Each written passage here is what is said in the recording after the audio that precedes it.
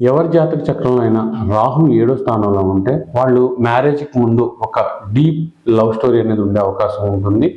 రాహు సింగిల్గా ఉంటే చాలా వరకు మ్యారేజ్ చేసుకోవాలి, ఒకరిని విడిచి ఒకరు ఉండలేము, ఇక్కడ దాకా వచ్చినా కూడా ఆ లవ్ స్టోరీ అనేది బ్రేక్ అయిపోయే అవకాశం ఉంటుందన్నమాట.